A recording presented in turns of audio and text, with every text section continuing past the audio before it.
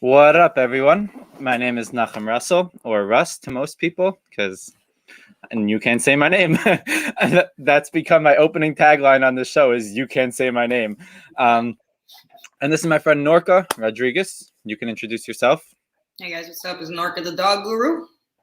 How are you? So, for those of you who've never tuned into this show before or watched it or anything like that, I'm just going to put out there real quick. This is not a Q&A show. So if you have dog training questions, this is not the time to ask them.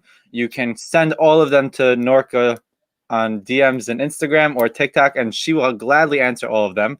But that's not what this show is for. So this is more just a fun way to get to know your trainers, chat, have good conversation, and just have a good time. You all are more than welcome to say hi in the comments, ask questions pertaining to the conversation in the comments, and be a part of the discussion in the comments section. We love to say hello to you guys. All right. Norka, what's up? Hi. I'm excited to have you on. I kind of forgot how to do a podcast because I haven't done one in so long. So if I'm like weird and awkward, that's why, guys. I haven't done one of these in like 3 months because I got sick and then I got burnt out and then I just had too much going on, and I was like, that's going to have to go on the back burner. But then I missed it, and I decided it's time to come back on. We miss you. It's cool. It's what was cool to me was that people actually were like, hey, are you going to do another podcast? And I was like, you guys actually give a shit about this thing? That's cool. That's why I was like, okay, I got to get back to this. You have some great trainers on your show. I mean, hi. How long we've never really chatted much about your training story, your history, all of that. So let's get into that a little bit. How long have you been training dogs? I started in 2014. Kind of the same story as you, minus the reactive dog. I found a doggy daycare that was looking for a receptionist, and I went and applied. They did a little working interview, and they were like, would you mind being in the back with the dogs instead of in the front office? And I was like, hell yeah, let's go. So they threw me in the back with the dogs, spent almost an hour in there. I was like, I didn't even know this was a thing where, you bring your dog somewhere and you don't have the dog in. And yeah, I mean, I fell in love with it. I didn't hear back from them right away. So I sent them an email like a week later, like, hey guys, you still hiring? I was really interested in the job. And she ended up hiring me the next batch of new hires. So yeah, I started off as a dog handler, picking up dog shit, kind of getting to know dogs, just learning body language. And the daycare itself was a daycare grooming training center. So, I mean, it was everything under one roof. And I was mainly in the back with the dogs in the beginning. Within the first couple months, I started kind of stalking the head trainer and just looking over the walls and checking them out. Did bite work, session work, all that stuff. So I was super interested in everything he was doing. So I used to pull my phone out and start kind of just recording what he was doing. He ended up losing his assistant a few weeks in and then asked me to just go ahead and apprentice under him. So I did. I was with the company for 5 years. We opened up 3 facilities. I ran the training. I was the director for all training over the 5 years. And I mean, I took on nothing but behavioral cases. That's what I started with. My very first board and train was a coonhound who had 3 bites on record and had severe human aggression.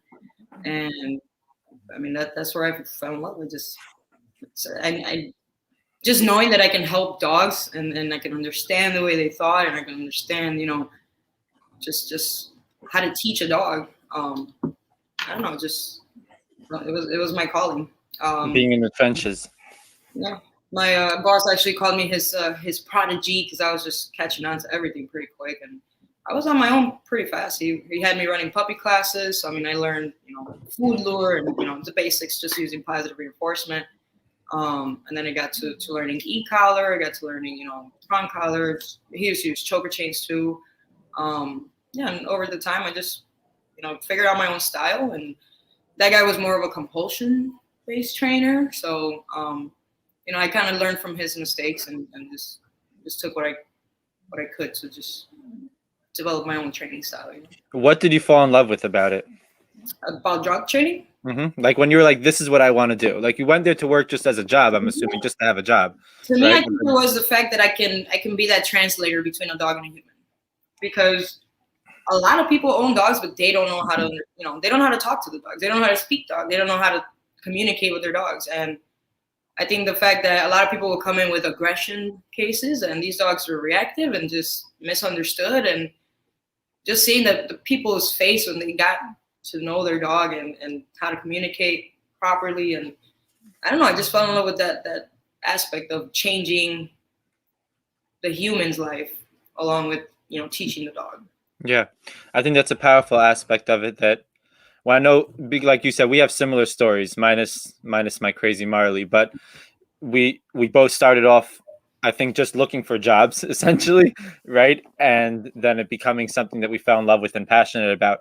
But I know I started off where I was like, oh, I want to work with dogs because I have nothing to do with humans. Right. And then I was like, much human I have activity. so much human activity, right? And I had to work through that. I was like, why did I not want to be around people? Like, let's work through that a little bit. And then now I'm at a point where it's like, yeah, I love the dogs and I absolutely have a great time working with them and it's awesome. But I get so much out of working with the people and engaging with them and all of that. And it's an interesting transition. I think most of the trainers out there that I really respect are the ones who have that side of them. It's that I really love helping people. It's a very important aspect of it that a lot of times I've seen people get into this work, myself included, because they want to get away from people. Right. But once you recognize how much the people are a part of it and you learn to love that and appreciate it, that's when you really become good at it. You have to be a people person in this industry because you have to deal with the human first. So.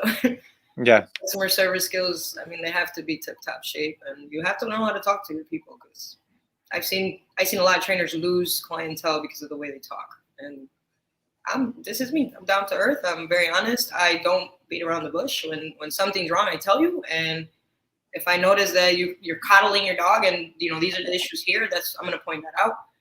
And if it hurts your feelings, that's okay, as long as you understand that's what's causing your dog to misbehave. So, I mean. And when did this transition into Norka the dog guru? How did that come about? Like, you worked for somebody else for a while, and then when did this come about? Well, I was working with the company for 5 years, and then actually went to work for a franchise. So I worked for a bigger company for 3 years, or 2.5 years. It was okay. A lot of work, a whole lot of work for one person. A lot of dogs, way too many dogs. It became overwhelming for me just to get paid for videos. It wasn't about the dogs. It was about the videos and putting up videos on YouTube, and that's how you got your money. Doesn't matter how shitty of a trainer you are, as long as you got a video of that dog off leash for 3 minutes, you're getting paid, even if the dog is not up to par. And right. So I weaned off the company and I just started on my own. It's been about a year now, year and a half that I've been on my own. And I just recently moved to Florida, so I'm starting off fresh here, my company Fresh in Florida. Well, Fresh, but with a pretty well-known brand, so I'm sure that helps a lot. Familiar face, yes. Yeah. And so you worked in the daycare grooming training company for, you said, 5 years. What would you say is like your biggest takeaway from being in the daycare environment? Learning dogs. I'm sure that's helped you. Learning dogs in groups. Dogs are so different when they're playing in groups. I mean, we had dogs that owners thought they were like the sweetest little angels, and they go home with little report cards, and your dog's being an ass today, and they're like, wait, what? My dog's perfect. Not when they're playing with 15 other dogs. Dogs are different. I learned a lot about body language. I learned a lot about. I just learned dogs just working. I mean, we have 40 to 50 dogs in a group at once. So I mean, and there were a lot of mistakes made because nobody was really in charge of structure or shuffling dogs around and rotating these dogs and letting these dogs out until I got there. So it was a mess. It was a baby company. It had just been open a year. They were still learning. So I mean, over my 5 years, there was a lot of mistakes made while I was working there, and I learned. I learned a whole lot from that. So I know what not to do now. I know what to do as a business owner. I know what. I know how to keep dogs safe. I know how to keep dogs. I mean, I just know how to do things that your typical person wouldn't know how to do. Unless I think that 50 dogs. I recently said this to somebody who was like interested in getting into working with dogs. I think that the only good thing that the average daycare is good for is to go and get your experience, your hands on, get dirty, and like get in the trenches with it, because there's so much going on there that you're not going to get just working with a regular trainer, because the average trainer is hopefully doing things better than the average daycare, you would hope. And there's those mistakes, like what you said, those mistakes are actually the biggest lessons. Like, I know from the dog fights that I had to break up, I learned a lot more than how to just prevent the dog fight, right? And from watching dogs interact, and from learning how to settle down a group of dogs, and all of that stuff is much more powerful than just going to somebody and being like, well, this is how you avoid a dog fight in the first place. Like, that's awesome. And that's also important to know. But what about the signs that it's about to happen? And what about like how to break it up, because it could always happen? And what the conversation the dogs had with each other prior to that. That stuff is like the really powerful lessons. And when you can learn to relate to that just as in a dog to dog way, in a sense, then you can transfer that to your training in a very powerful way, which people who don't have that experience might not understand it the same way. 100%. So yeah, I think dog daycares are great for dog people who want to get get the experience and then shut the place down after. Yeah, whenever a baby trainer asks me, hey, how do I get into this? Go work at a doggy daycare. Go pick up dog poop. Go hang out with groups of dogs. Go to the dog park and watch. Just watch. You need to learn dog. Like, in order to be a dog trainer, you need to know body language. You need to know those signs. You need to know the preventatives to the naughty stuff. You know, the behavior we're gonna get a dog hurt. And the cool thing about where I worked, well, cool for me in terms of the experience I had to get out of it, was we didn't have tools. At least not when I started there. Once I was there for a while, like we had e-collars for some dogs, and more tools, I guess, to control the pack and things like that. But in the beginning, when I got there, I was given a spray bottle, right? And that was the control. That was the tool. The daycare, when I started, that's all that was hanging around the walls. That's like the acceptable thing. Naughty dogs had leashes on. Naughty dogs had special playtimes. I mean, there was so many things that we did differently after I took over. Like, as far as but that's powerful though, to figure, if you can figure out how to manage and control a pack without tools, then you have something that a lot of people don't have. That's super powerful. Body language. Body language, energy, like a lot of the things that are overlooked, I think that energy plays a big role into pack work. Oh yeah, I know, because when the new hires start, we usually had more fights. Right. Yeah. More nerves in group, Yeah, it's all, you got to control this, all that stuff. And a lot of people think of it as like a Caesar Milanish stupid way of thinking, which I love Caesar, but a lot of people have this, like, it's like a dumb way of thinking, like it's all energy, like almost hippy dippy, but like it actually really is what it is. Yeah, it really is how it goes. And when people don't have that, they're missing an important tool. Do you do pack work now? No, not yet. I'm gonna be starting like pack walks with the clients I'm getting here, but I don't have enough yet. I have a few, but when you've been on your own, like I guess prior to being in Florida, were you doing like not pack walks, pack work? Like having work. What? I said define pack work. Well, like having groups of dogs in a social setting, off leash, interacting, but not necessarily being psychos and stuff like that. Like what you would have in a daycare when you're managing it. Or I would offer like daycare at my house, but limit to like 5 dogs. It was nothing. Gotcha. Yeah, nothing major. Yeah. And do you do what is your programs these days? I know you do one-on-ones, or you do board and trains. Like, what is your training? I do board and train and one-on-ones right now. So I do in homes and just out and about wherever the owners want to meet. I do therapy preparation. So before COVID, because there is not a lot of therapy work going on right now. But I do therapy preparation. I do service dog training. So I'll train service dogs that are already service dogs and need work, because a lot of them do. I'm offering puppy classes now too. Those start next month. And that's it. Can you talk about service dog training a little? Because I know shit about it, and I'd love to know. Well, when I was working with the company, the first company I was working with, the owner started a program for service dogs. So he was actually breeding and raising German Shepherd puppies for it. So we had maybe 2 litters, and out of those 2 litters, maybe like 4 or 5 dogs went out for service dog work. So we would keep them from 8 weeks old to about 9-10 months, and then give them out to the new owners. So after that, I mean, I just started doing mostly for like PTSD, retrieving things, grabbing things off the table, opening the fridge, turning on lights, stuff like that. And then after that company, all I just offer is just kind of maintenance work for current service dogs. So I don't certify or whatever. You know, people try to, can you make my dog a service dog? And then they always get those phone calls. Oh, I want to get in this apartment. Can I just make my dog a service dog? No. Legitimate service dogs come to me, and you know, with reactive issues or you know, pulling on the leash, little basic stuff, just so we can address that. And yeah. So you're doing more like behavior mod for service dogs that are struggling. Right. Gotcha.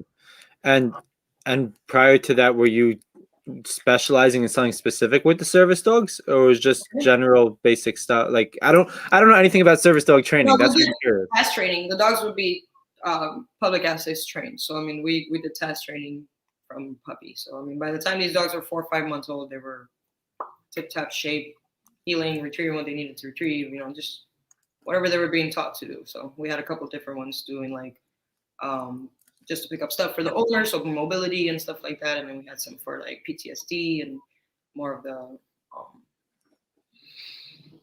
the psychiatric.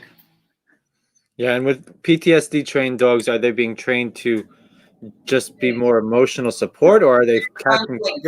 So I trained one that I trained. He was trained anytime he would see me curled up in a corner or my hands over my face, he had to come in and kind of interrupt and just literally get all over me until I gave him affection and love. So, or pressure therapy too. Teach that. It's interesting stuff. It's interesting because I sound very stupid when it comes to that. It's like talk about pet dog training. A lot of people don't know what service dogs, because a lot of people they go and buy dogs from, you know, like these companies that are raising puppies and whatever, and they spend grands on these dogs. I mean, thousands of dollars just buying a dog that's already 2-3 years old and trained to do whatever task. Not a lot of people know about service dogs and how it works, and you know, a lot of people think you can just go online and register your dog to be a service dog and that's it. And we got a lot of fakes out here because of it. But I mean, it's legitimate. I can spot a fake from a mile away. I saw one the other day and I was like, I just walked right past it like, yeah, there goes another fake service dog, because anybody can just go and register and print out a card and then they have their own service dog, you know. What's your opinion on this whole discussion? So I recently was listening to one of these lives that was discussing a service dog controversy of some sort.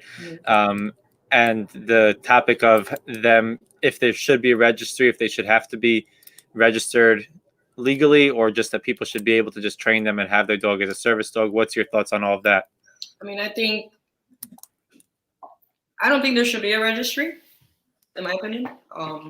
I think people should be allowed to call people out if their dogs are not behaving, because by law, you're allowed to ask 2 questions. And a lot of businesses don't know this, and Walmart doesn't know this, and they just allow dogs in the store and people just pretend, yeah, this is my ESA or this is my service dog, and it's a fucking Maltese inside of the cart. You know, it's not an actual dog performing actual service sets. So I think it should be, I don't know. The law should be a little different when it comes to actually addressing and spotting out a fake or a potential fake.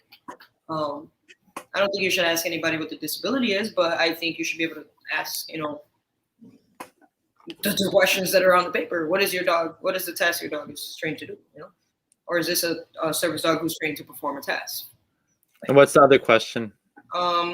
Is this dog trained to perform it? Boy, I carry it in my wallet. Pull this out and just throw it at somebody. So I leave this at businesses when I go. It's a little card that tells you the laws and the rules. And the questions they may ask is this a service animal for a disability? And what task has this service animal been trained to perform? So as a business, those are questions you can ask if you see a pet coming in your store with a service vest on. And based on that, they're allowed to deny access if they can't answer the question. Right. It's pretty And a lot simple of people, question, but even a few of these people that do care, like walk around with their little fake service dogs, they're under this impression that you can't question it. right. So they really walk in these places like, I can have my service dog in here, and they, you can ask legally, you can ask two questions, and that you can't sue for it. They're legal questions, like you can legally ask them. So I think it's just people are just so afraid to get sued, and they're so afraid to just, Of people going crazy on them. give Yeah. a card with a picture on it, like. So it's I don't know, it's crazy. I don't think it should be like regulated or anything like that, but I just think people need to stop being afraid to address people that look like they have fake service dogs with them. Right. That makes sense. So with your training these days, you're doing board and trains and you're doing one-on-ones. Are you doing behavioral work in one-on-ones? I do everything. So I mean, anything that's wrong with your dog, we're working on it. So I do. So how do you differentiate if it's going to be a board and train or a one-on-one? It's up to the client. It's up to the client. I don't force it. If I notice that the client, I had one that I gave, actually when I moved to Florida, I gave away a 4-lesson package to my TikTok followers. They just had to send in a video of their dog, and what the issues are. And Kobe was a husky that mom recorded, like him escaping out of his kennel, furniture completely destroyed. And I told him, okay, well, you won the 4 lessons, whatever. So lesson 3, I had her turn around and walk away from us. This dog had a complete panic attack. Okay. I couldn't correct it. I couldn't redirect it. I mean, there was no redirecting the behavior at the moment. He was so fixated on mom walking away, and he was literally yelling and howling at the top of his lungs because his mom walked away. As she's coming back, he's still doing all that crazy shit. As she's coming back up to me, I'm like, yeah, you're not going to be able to do this on your own. Would you mind if I take him for a couple weeks? And she's like, yeah, how much is that going to cost? And I gave her a price. And I mean, 2 weeks later, he came back home and he's doing amazing. And she signed up her second dog for a board and train right after. So nice. That's awesome. Satisfied, and she was happy about it. And we still talk. And he's doing amazing. He's doing really good now. So, but yeah, I mean, I leave it up to the client. I don't say, yeah, this is a board and train because your dog's aggressive. No, I rather work with the human any day. I mean, I rather work with the human, especially when it comes to behavioral cases. When it comes to aggression, I rather get to know your dog over a couple sessions before we do a board and train. So I'd rather be safe. Right. When I was working with the other company with the franchise, they send an email. This is the dog you're picking up. This is the phone number. And then you just hit up the owner about pickup and you just show up. So my last board and train with that company was Layla. And if you don't know who Layla is, I don't know who Layla is. I'll send you a video of Layla. But Layla was my first TikTok viral video because of the way she reacted to me walking into the house. She literally, I mean, with a muzzle on, fully lunging at me like nonstop for 40 minutes. This dog would not calm down. I literally had to walk out of the house with her in order for her to just be like, oh, okay, cool. I have nobody else but you right now. Right. So then she was done with her sass. But I mean, no inexperienced person would have left that house with that dog. Like no other trainer would have walked out of that house with that dog. They would have called their boss talking about, hey man, this is not happening. But that's what I like. That's what I like. It's the more difficult cases because those are the cases that get turned down by other trainers. And those are the cases that the people are struggling the most because no one will look at their dog, or they get kicked out of classes, or they just get turned away because people don't know what to do. The Right. dog's already wearing a muzzle, the dog's already on a prong collar, the dog's already on an e-collar, and it's still acting up. So what do you do?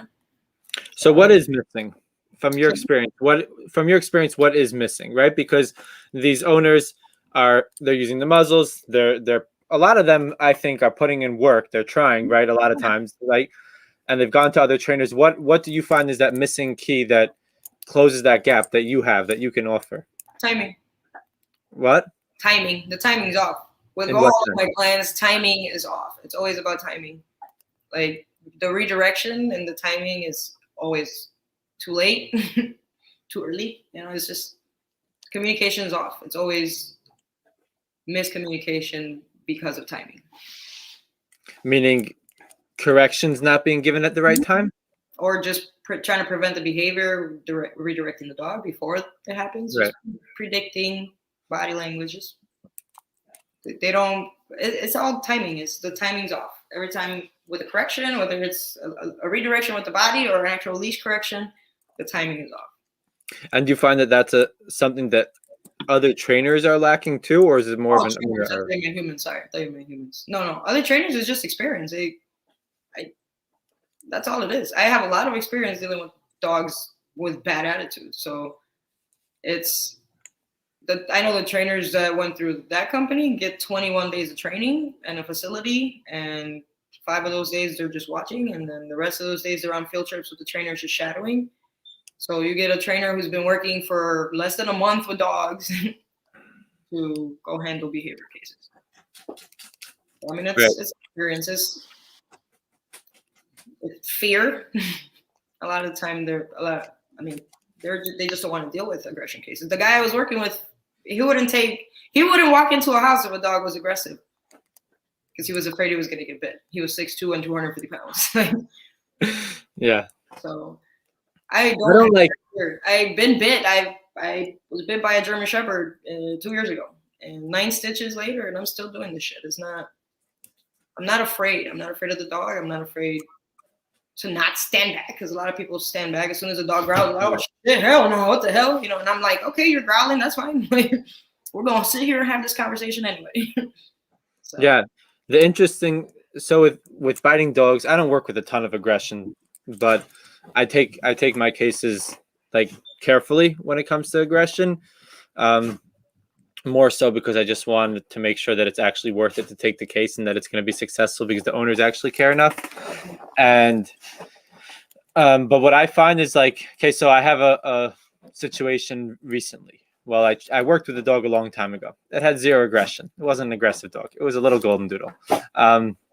And it went back home, and after a while of being back home, started to bite its owners, right? The resource guard started to bite its owners, all of that type of stuff. And the thing that I saw missing, I'm just using this as an example, but I see it a lot, is that without realizing it, that behavior is reinforced immediately the first time, right? So like the dog barks or growls and everybody backs up. And the dog is like, well, fuck yeah, that worked. Mm-hmm. And then they tried the next time to be like, well, we're not going to back down. So the dog is like, well, I have another trick. And he bites, right? Or just goes forward a little. Yeah, exactly. And they all back up. And it's a very interesting dynamic where as soon as a dog recognizes that you're not backing down, you're not going to back up, it's not scaring you, as you said, mm-hmm. Then all of a sudden you could see a light bulb go off in their head most of the time where they're like, oh, this doesn't work. And then the dog usually yeah. And then many times the dog, like, in a sense, falls apart, right? Because they don't know what to do. This is what's worked for them over and over and over. And it's a proven method that it just worked for them. They had no reason to try anything else. And then they're like, what do I do? Because I think that most aggression cases I don't think they're really like dogs that are too confident about what they're doing. It's just they're doing what works. Right.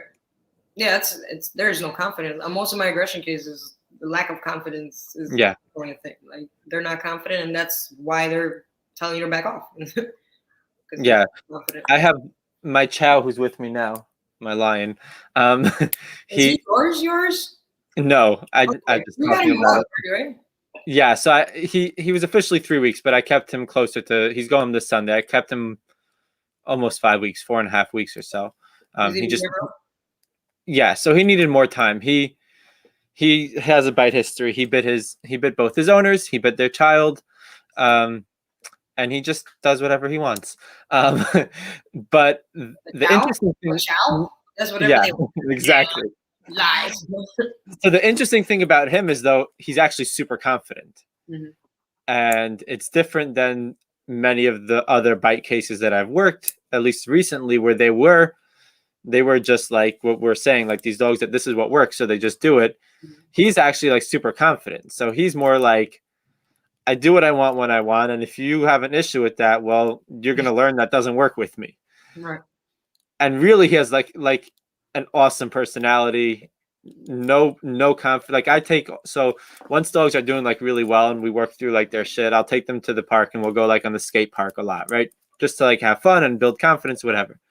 So I was sitting with him on top of one of the ramps, and we were just chilling over there. He had worked in the field for a while, so we were just chilling on top of one of the ramps, had music playing, relaxing.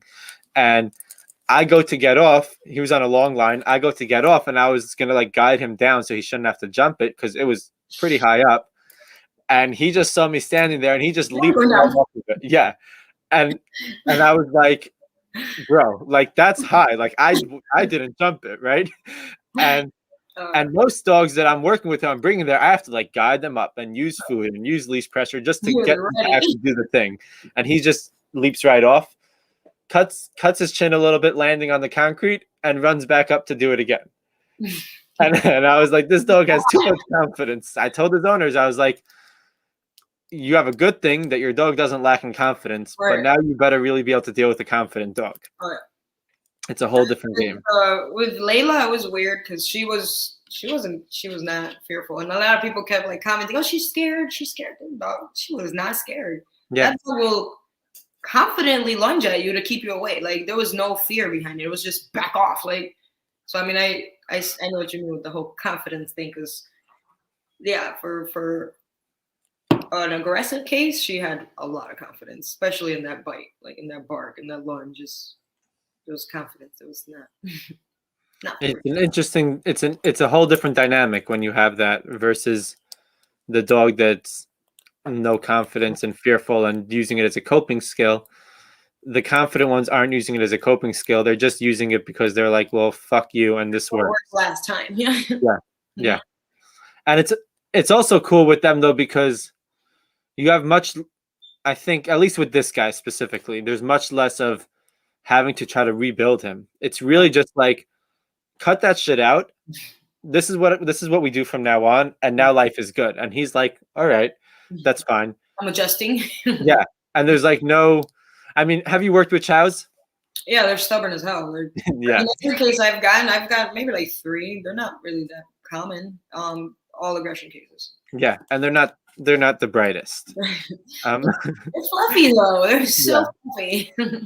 I was walking with him. So since he's going home this week, I've been taking him on like a lot of outings this week and just having him a part of my life. Usually the last week of board and trains, that's what I do with dogs. It's just like we're not doing much training sessions. You're just a part of my life. We just go places together and hang out. So what? I said, and you behave. That's it. Right, exactly. So I had him with me yesterday for like 4 or 5 hours in like, I guess what you would call downtown of my area, where all like the pizza shops are and coffee shops. And we were chilling for a while and walking through the busy streets after school was out. So everybody was out. The amount of people who wanted to pet him was insane. Meanwhile, when I walk with my pit, Mama Bear, everybody walks to the other side of the street. Meanwhile, he's the one who bites, and she doesn't know. Yeah, she doesn't know that she has the ability to hurt anyone. It's just a funny dynamic that I had yesterday. I realized it's like people are so programmed to facts. Yeah. I just want to say hi to the fluffy guy. Yeah, and he's the one who would bite them, but my pit wouldn't touch them. What makes you different? That's what I'm curious. What makes Norka Dog Guru different than the next trainer that people like you? Besides that you're cool as fuck, but like what? I'm pretty cool. I don't know. I don't know. I just tell it how it is. I'm not rude about it, I guess. My methods are different. They're not just like cookie cutter, I guess. So people like that. In what way are they different? Well, I don't know. People see balanced trainer and they assume like, oh, you're just slapping on training collars on a dog and not, I assess my dogs and I train my dog. The dog is in front of me. I don't just have a set, this is what we do. I assess the dog and I train the dog that's in front of me, and every dog is different. And I mean, I don't know. I understand that every dog is different, and I understand the struggles that the humans are going through, and I'm empathetic, I guess. So I don't know. I don't know it all. I'm always a student, so that's another thing. I'm always willing to learn from somebody else, which not a lot of trainers are. A lot of trainers are really just about keeping their secrets, and I love learning from other people. I love, if that's working for you, and I'm gonna give it a try. If it works for me, I'm gonna apply it. I'm gonna put it in my toolbox, because you can't have a closed mind when it comes to training dogs. And if you have just a one set, this is how we do it, you're not gonna get as many clients, and you're probably gonna have just puppies coming your way. I like a challenge, and I look for challenges. Do you do you think that you were once more cookie cutter and you've learned not to be? Like, did you come? I'm curious how, because you worked in a facility. So like in facilities, at least my experience, you have to do things certain way generally. Well, Right. that's the one thing that I'm thankful for, that I did not start with a trainer that was a cookie cutter. I mean, Gotcha. this guy, his training had so many tiers to it. So he did puppy training, obedience training, protection work. He did, I mean, agility. He would teach a dog any fucking thing. And that's one thing I loved. I was like, so this is not just puppy classes. This is not just obedience training. You know, there's so many different things that, you know, I learned from him because he was such a diverse guy inside of the training field, you know. So I mean, I think I got lucky that I was able to start off as a balance trainer. So, you know, I mean I started with puppy stuff, but I was still working with aggression cases and stuff like that. So I've always been a balance trainer from the beginning, you know. And what does that mean to you? So the word balance trainer, especially in the past, I would say reward-based balance trainer now. Okay, this is new. No, I'm not asking you to make it into another label. I don't even. Now it's another one. but no, in the past, I would say like 6 months to a year, all these terms have like been all over the place. People, right? So what does it mean to you? Like when you tell someone I'm a balance trainer, and I know everyone has a different perception of it, right? So like you said, a lot of people think you're just throwing a prong collar on a dog and yanking their neck, right? And then some people think that you are just, I don't know what people think. I just know that the main one that people think is you're probably popping the prong collar a lot. What is it? What do you think of it? What does it mean to you when you identify as that? I don't even think of it as like using tools. I just like I was always told like force-free trainers never tell their dogs no, you know, and your dog needs to know what they're doing wrong. So I guess I'm the one that can, I don't know, my balance way is just it's, you should know when your dog should know when you're doing something right, when they're doing something wrong. So you know, it's okay to tell your dog no. It's okay to teach that as a command, and the whole purely positive thing is like you let the dog figure it out and then mark when the dog does, you know, the behavior you want. So just ignore all the obnoxious other shit the dog is doing. So I don't know, there has to be balance in everything we do in life, and that's something that I always stress out. So your dog's life should be balanced, their world should be balanced as well. So I don't think I'm I'm not labeling myself a balance trainer because I use tools, but Right. I'm not purely positive because I do use tools. So 90% of my training is positive reinforcement. It is, you know, just treats and bubbly voices, and that 10% is redirection and correction. So I mean, I tell my dogs no. That's what makes me a balanced trainer in the world of dog trainer, you know. Yeah, but I'm saying fuck the world of dog trainer. In the world of Norka, what does it mean? But what I got from it is I am just a dog trainer. I am a communication specialist, a dog communication specialist. That's a good way to double your translator, okay? it's a good way to double your prices by giving yourself that title. Not a little fancier, yeah. But I think that like what I got from what you're saying is that it's not necessarily about correction or tools or anything like that. It's about finding a way to create balance in your dog's life, essentially, right? And obviously that Marley, that will probably, can you see him? Yeah, I see his butt. Yeah, he's always the one who decides to wander around while I'm on a live. But it's not just about the corrections and the tools and prong collars and what you decide to use to communicate to the dog. It's more about finding balance in the dog's life. And if that means saying no, if that means correction, if that means punishment, then that's a part of it. Right. Not the whole thing, but that's a part of it in order to help the dog live a more balanced life, right? And what does that mean to you, a dog living a balanced life? A content dog who isn't stressed out about every damn thing and isn't, you know, getting in trouble for being himself. No, a well-balanced dog would be, you know, where is he? That guy, you know, like that's a well-balanced dog right there. He looked pretty balanced. Let's just rest. I'm balancing it out. No, I mean it's Like for, let's say, like for an owner, right? An owner who's listening to this. And here's why I'm asking it, because I think us as trainers, we throw around a lot of terms a lot, like structure and balance and leadership and accountability. We throw out all these terms that we just expect dog owners to just understand. But a lot of dog owners can be left being like, well, what does that mean my dog should be balanced? What does that mean my dog should have structure? Like, besides using these terms, what does it actually mean? So like, to you, what if I was an owner asking you, right? That's what I want. That's what I'm curious of, how you look at it. If I was an owner asking you, what does it mean for my dog to be living a balanced life, to be a balanced dog? What does that look like? they're asking in a way I can't really answer. No, I'm gonna say, I don't know. I tell my humans to make their dog's day a little bit predictable. So with routine and just making your dog, helping your dog succeed in everything they do, will create a more balanced dog. So the whole structure thing is something that does get thrown around a lot. And a lot of people don't understand, like, how do I keep structure in my dog's life? Crate your dog. When you open that crate, the dog has to be calm. When you open that crate and the dog's calm, you put a leash on. When you put that leash on, you expect the dog to heel to the door. You do a couple little rounds of heeling around the house. This is all structure in the morning before we even make it out the door. So 15 minutes into your dog being out of the kennel, they're already working. They're already doing things. They're already expecting, they're giving you that attention because they're expecting that next move. So bringing predictability into your dog's life will bring a little more balance.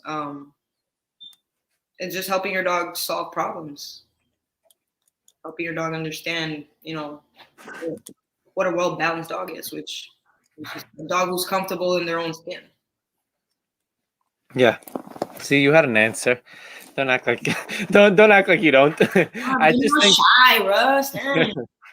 I just think it's important for, like, I try to play the same game with myself, right? When I'm using these terms, when I'm thinking about it, is like, what do I actually mean, so that an owner can understand it? Because we can talk to each other as trainers from today till tomorrow and throw around these terms, and for the most part, we could understand what the other person is getting at, because it's like we live it. Right. But the average dog owner, especially one who's never heard the term like living a balanced life when it comes to a dog, or structure in a dog's life, for most owners, these things are foreign words that once they start to get into training and starting to take their dog's behavior seriously, all of a sudden these words are thrown at them and they're like, what the fuck? I just want my dog to like chill. I just want my dog to stop this, to stop that. And now we're throwing these terms at them and they're like, I don't know what you're trying to say, and I feel dumb even asking, so I'm just going to pretend like I understand what a balanced dog is, and I'll just keep doing what you say to do, but I have no idea like what this really means. Right. So I find that it's a good thing for us trainers to like play that game with ourselves, right? Like, it's why I like to write a lot about these topics. No, I like that. Because it forces me to think about a different way to explain it for the person listening, for the owner, essentially, because that's what it's for. I think that's a mistake that a lot of us trainers do on social media, is that we tend to talk to each other and use terms that we understand as trainers, and a lot of time we're confusing the hell out of our followers because they have no idea what a structured walk is. They don't understand like our lingo. Like that's really what it is. And we stand there and we're like, yeah, I don't know, because I go on Jonas's lives a lot and I hear his lives, and when he reads these questions out, he's answering them. But as a dog trainer, I get it 100% what you're trying to say. But as a dog owner, do your dog owners understand? Because I understand it, but they might not. Right. So I mean, if I'm ever listening to one of you guys talking on your live or something, and you say something that a client may not understand, I'll try to go and post a video to like explain what that was. So I don't know, it gives me ideas to post. Yeah. In general, for dog trainers, I think it's important that we remember that like we got to be talking to owners more than to each other. It's like great to have friends, and I guess some people like to have enemies, but it's more important to be talking to the owners out there, because they're the ones who really need it. Like, trainers, yeah, it's great to learn from each other, but you should be learning also from the dogs you're working with, and maybe educating yourself and studying things like that. But the content that's put out there by us, I think we should be working really hard to aim it at the owners who are looking for help, because they're the ones who are struggling. And if trainers are struggling, they shouldn't be looking at that type of content to get the help anyways. Yeah, my content is directed to my followers and to my baby trainers. Just people just starting off in the training world. I steer clear of the whole social media drama. It's not worth the clout. It's not worth the views. It's just not. I don't know. I'm all about positivity, Yeah. Hey, do we freeze? Oh, there we are. Not my thing either. I don't do drama. I like to watch it sometimes. It's kind of a turn off to like go on your TikTok and the first thing you see is one of your peers just trashing another trainer. It's like, yeah, just stop. Just trainers. I know you guys are watching. Okay, this is a public service announcement for you trainers. Preach. Entertain your followers. That is all. I mean, yeah, that's part of what I live for the doggies. So part of what I want out of why I started this podcast, besides that it's just like cool to get to talk to people, and I got to talk to. This is the 39th one that I've done. So yeah, you've had some fucking legends on here too, dude. It's a pleasure to be here. Yeah. So names. I mean, you're a fucking legend, but I think it's cool to. Besides that, I got like access to talk to cool people and people who are supposed legends. But I think more than anything is that it's a cool way for. Like the drama is nonsense, and the problem with the drama, and this is way more than dog training. This is just, I think, the state of the world in general, because probably social media helps with this a lot, where people are talking at each other and about each other more than they're talking to each other. And 99% of the time, if we talk to each other, we'll find we have a shit ton of common ground and things that we agree with, just because we're all people. And in the training world, even though like the age-old thing of like, find two trainers and the only thing they'll agree with is what the third one did wrong, right? But the reality is like you'll also find a shit ton of things that you do agree on, right, and that you can learn from and discuss and to share. And I think that it's important to, if we're going to have these conversations, since there are trainers listening to this, that if we're going to have these conversations and we're going to like try to ultimately find, if we're in this really because we care to find like truth and what's best for the dogs and the best way to go about this, we have to be talking to each other. We have to be connecting with each other, not just at each other. So this is for me like a cool way to kind of facilitate that a little bit, and also show that like so a lot of, I've had people on here who are supposed legends, but I fucking hate these terms like dog training idols and legends. It's like, no, you just train dogs. You're not that cool. And I've also had people on here who've been training dogs for 6 months to a year when I had them on, because I think that they're cool people. And I think that that's an important thing that I don't know if I've ever really said this on here or publicly, but that people should recognize that your idols are just people too. And and in this industry, they're just dog trainers too, and they do the same thing as you. I just find out people are idling me. I'm like, dude, no, I'm just a regular old person with dogs. Like, chill out. Yeah, it's weird, right? It's very strange. I'm just a human. Just a human who likes dogs too much. But I want to break down the pedestal. I want people to just look at each other as just each other, not like that there's idols and legends, and then there's little. Well, obviously, there's people you look up to. There's a couple trainers I look up to, and I just look up to them because they do right. Shit, but you're looking up to them, respecting what they do, not idolizing. Gotcha. That's the difference. What's one thing that for dog owners, we got a little into dog trainers for a second, but back to the owners because they matter. What's one thing that if every dog owner was listening to Norka, Dog Guru, talking right now, that you would want them to know? It's a good one, man. You got me thinking tonight. You gotta use the noggin and stuff. You're not the only one struggling. So I know there's a lot of owners out here that get really caught up in their dog's issues, and there are ways to help your dog. So don't just get used to your dog's behaviors. Try to help your dog. Okay. You're not the only one out there struggling and having the issues that you're having with your dog, and there is someone out here to help you. There's a lot of people out here that go to trainers or go to specific trainers because they've tried everything. For those out there who think they've tried everything, I haven't heard from you. You haven't called me, so you haven't tried everything. So just letting you know. There's help for every dog out there, and there's help for every human with a naughty dog out there. So you're not the only one out here struggling, and there are people out here that understand what you're going through, and we're empathetic. I feel you. I feel your pain. I've seen clients, crying in tears and just devastated because of the dog's behaviors, and it's stuff that I'm just like, that's easy. I got this, But to that human, it's overwhelming. It gets the feels, it's really overwhelming for some people to even walk their dogs outside. So there is help. Just because you've seen 5 trainers and those 5 trainers haven't been able to help you doesn't mean that one of us can't. So reach out.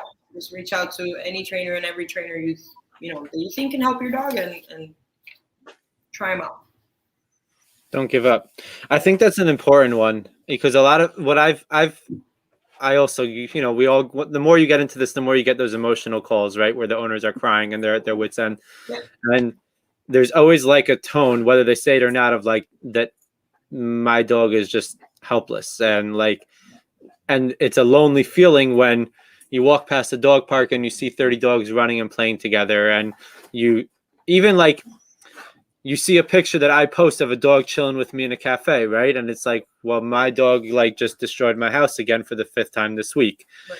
And it leaves people feeling like they're all alone. There's nothing to and if they're alone, then clearly there's no help for them because there's no other dogs that are like this because nobody's showing it, right? Which is why your content is awesome, your TikTok content, because you show the real shit, right? I haven't seen this Layla thing. I wasn't on TikTok that long to have seen your first viral video, but just that as an example, you showed how the dog was, right?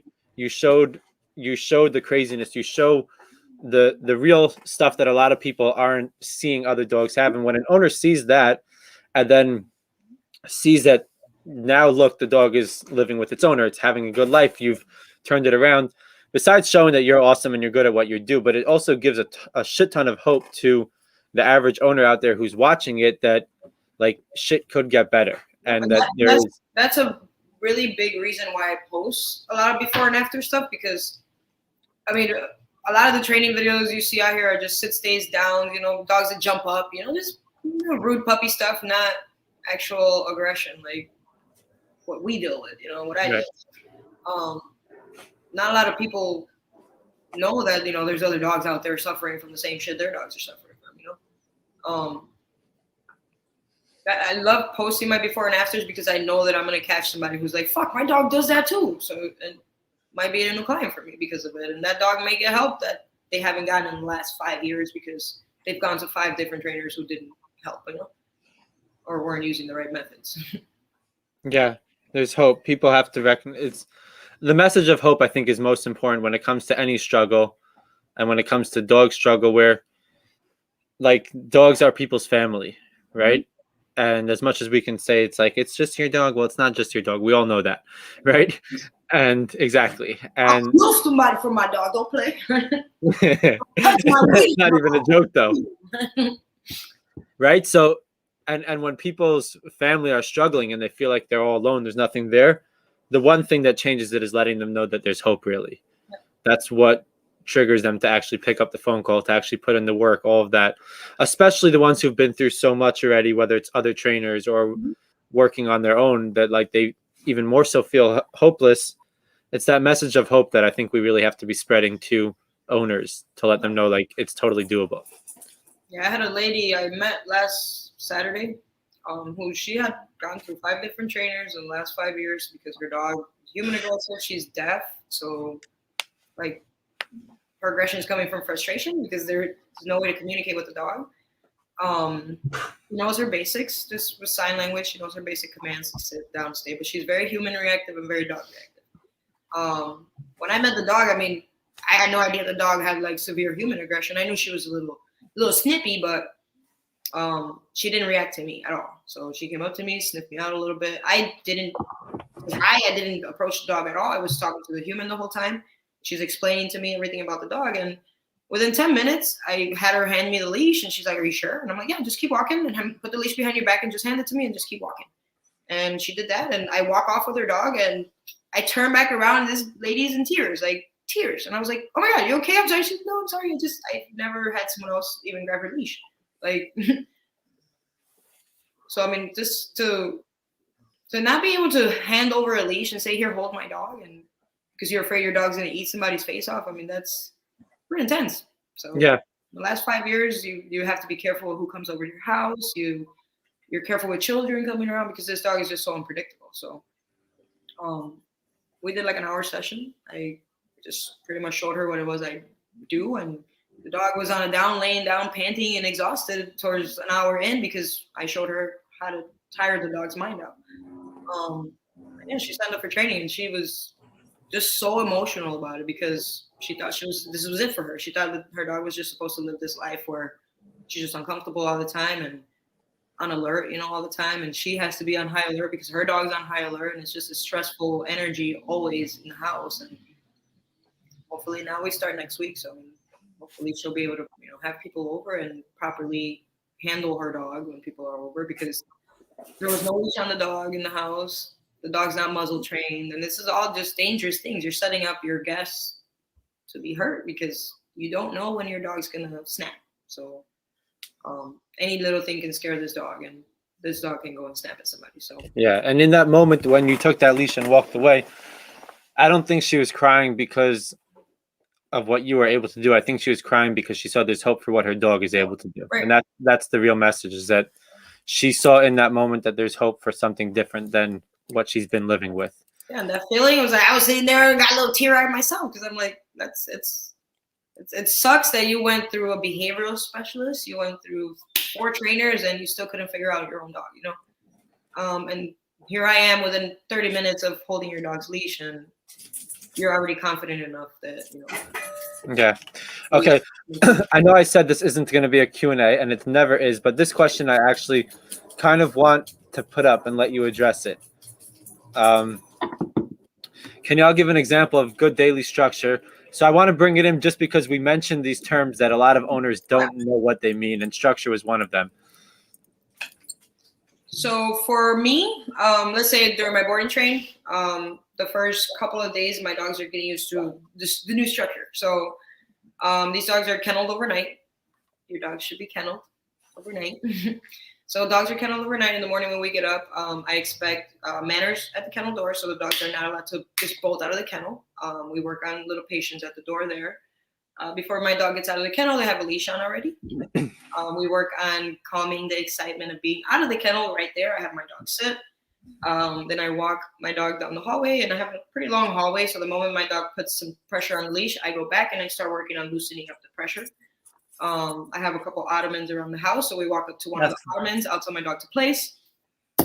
I'll do a couple places there, and then we go to the door to work on door manners. And then we go to the front of the house and we work on leash pressure back and forth in front of the house. And then when my dog is walking nice, then we try and go walk around the neighborhood to catch other dog distractions and stuff like that. When my dog comes back from this walk, we go right to drink some water and then right back to the kennel for a couple hours. So the next time I get my dog out of the kennel, exiting the door is now predictable, behavior right there. I'm expecting my dog to be calm when I open the door. So most likely that second time we bring the dog out, the dog's going to calm down a lot faster because he knows what got him out of the kennel faster. So pretty much my dog's day is very predictable. So that's what structure during the day means for my pups. And I also take my dogs on field trips. So we go out, just find a trail or go downtown somewhere and look for people and dogs. And we just expose dogs to a new environment to kind of work on other issues. So yeah, I hope that answered your question there, Joey. How about you? Now, how do you answer this question? What does your daily structure look like? So I think less what my day of structure looks like, but more of a way that owners can implement structure is take your pre-existing day, right? So most people in general are not sitting home all day, right? So like our training life is probably slightly different than the average person in America who leaves their house to go to a job or, has other things to do besides dogs. But I think so for owners to take their regular day, like whatever their regular day looks like, waking up in the morning and taking care of themselves, going out to work, coming back home, and within that, add in that when your dog is out of their crate, right? Because they should be sleeping in their crate. That's very important. That when they should be in their crate when they're unsupervised. But the moments when they're out of their crate, that you're making it meaningful moments, rather than the dog just doing what it wants when it wants. You're making those interactions into something meaningful, whether it's a learning opportunity, like you said, teaching leash pressure and things like that, or it's a passive learning opportunity where the dog is learning how to just live with you, which is super important, right? And so I think that a couple of ways that people can start to add that into their life. So I love that you called structure predictability earlier. Like I use that term a lot too, because I think it's super important. And the way that you create predictability in anybody's life, but in a dog's life, is by consistently doing the same things, right? So that they start to know what to expect. Like you said, when you get to the crate the second time, the dog already has some level of predictability that it knows that it's not going to come out until it's calmer. So it's going to get into that state quicker. And then you do that 15 times, right? Just throughout daily life, not that you're in and out, but daily life, very quickly the dog learns that that's just the way things go from now on, and it becomes predictable in its life. So when the dog is out of the crate, the only way that you can make a dog's life predictable is if you start to control it, right? Down, you mean? Exactly. And you can't control a dog's life when it's upstairs chewing your socks and you're downstairs watching TV. So when your dog is out of the crate, you should have them on the leash so that you can control them and in turn make their life more predictable in the future. And this should go without saying, but I realize at this point that it has to be said. That leash should be with you. It doesn't mean that your dog is wearing a leash laying on your bed chewing your underwear. Just to clarify that, because the leash is for you to stay supervising your dog. If your dog is out of the kennel, you should be supervising your dog. Your dog should be doing things with you, even if it's a little downstay or a play stay, or the dog is in your vicinity. I've had too many people be like, well, I put a leash on my dog and he's still chewing things. It's like, well, is the dog with you? No, he's wearing his leash. Like, well, leashes don't stop anything. Well, he chewed the leash. How did he spend that much time gnawing at the leash without you noticing? Right. So if your dog's out of the kennel, guys, you have to be supervising. If your baby's out of the crib, you have to be supervised. It is common sense, but it's not common knowledge. Right. So a couple of things that like can change a dog's life right away by adding structure. Crate when you're sleeping. Well, when the dog is sleeping. Crate when you're not watching your dog or you're out of the house. Simple. When the dog is out of the crate, it's on a leash and it's with you. You teach it to wait by all the thresholds that it's going through. So that's the crate, the front door. You could even conclude like hallway doors and kitchen doors if you want to be really serious about it. Threshold if you really want to be serious. Yeah, exactly. And it'll only be better that way. Your car door is also a threshold. Car doors. That's one of the most serious ones. That's how you can lose a dog life. And then one that I think is also extremely important that some people call it place, but you don't even have to name it place, is start to teach your dog just to be still, right? Like whether that means that it's in a down stay or whether that means that it's in a sit stay or that means that it's laying on a specific bed. Teach your dog to be calmer. Did you guys know that? You can train your dog to be calmer by teaching it calming commands. It's the most powerful thing, really. It's what's missing from most dogs' lives, really, is learning how to. When I go visit a new client, the dog's usually aimlessly just sniffing around, just pacing, looking for things to get in trouble. Right. And you can imagine how much anxiety that builds up, right? When you're living in a foreign world and like you don't know what to do and you're just pacing aimlessly looking for something to do. It's not a fun way to live. I've had that feeling. It's not a good feeling. Right. And then like imagine that all day, every day.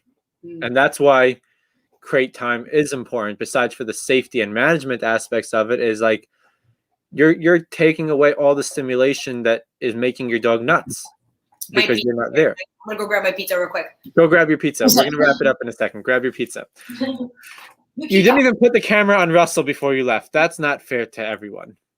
We should be able to see Russell. Paint me like a French girl. This is this is now the podcast of Russ interviewing Russ. Russ is now finally having a conversation with Russell.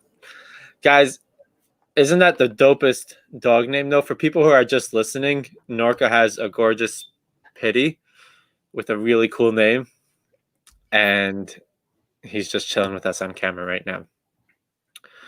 So structure, like for people who are still hanging out with us, structure really means predictability. So start to do the same things with your dog on a daily basis. Obviously, it doesn't all have to be at the exact same time. I'm not one that believes that they have to have a very strict schedule. It should fit into your lifestyle.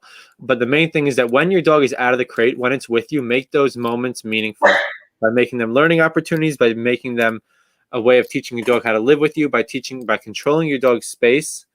That's what's most important. Controlling your dog's space, managing their life, creating predictability.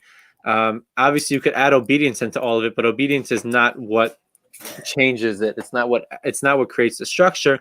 It could be used to help with that. All my dogs are slowly wandering away. Quiet. All right. Let's wrap it up with, I think that message of hope is a good thing to wrap it up. I just wanted to address the structure thing real quick since somebody asked it, and it is an important thing to bring up, and it's always good for people to hear it in different perspectives from different trainers. But hope is really where it's at. Yes. Y'all got to remember that there's hope for you guys, for your dogs, for everything. There's hope for the fucking world. It's not that bad. We got you. Norka, tell everyone where they could. I think that's why I put a lot of my content out there. I put a lot of free stuff. You put a lot of free stuff out there. A lot of us put a lot of free stuff, and it is to help those few people who can't afford a trainer, and those few people who you don't need to pay me $150 for me to teach you how to teach your dog sit. Like I'll do a video teaching your dog how to do a good sit stay if it's gonna help someone out there, Yep. I don't know. I put a lot of free content out there because I know there's a lot of people who can't afford a trainer. There's a lot of people who think they can't afford a trainer, Yeah.